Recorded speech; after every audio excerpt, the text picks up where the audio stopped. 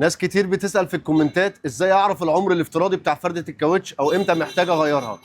عندك كذا عامل مهم جدا هقولها لك باختصار ازاي تاخد بالك ان فردة الكاوتش محتاجة تتغير. اول حاجة ودي حاجة مهمة جدا تاريخ الانتاج.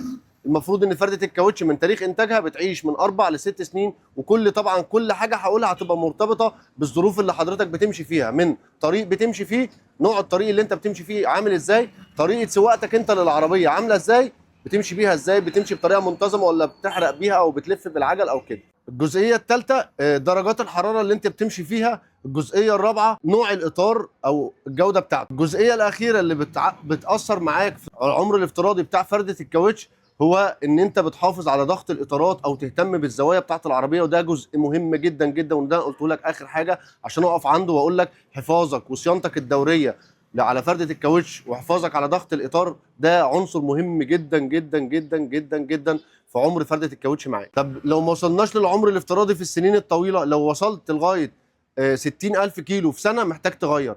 طب لو انت محافظ على ضغط الاطارات وعملت كل الارشادات اللي انا قلت لك عليها، انا اراهنك ان فردة الكاوتش هتوصل معاك لغايه 80,000 كيلو وهتلاقي النقش بتاعتها سليمه. طول ما انت محافظ على الزوايا وضغط الاطارات وبتمشي بطريقه منتظمه وفي طرق سليمه، انا متاكد ان فردة الكاوتش التايلاندي بتاعتنا هتمشي معاك 80,000 كيلو متر.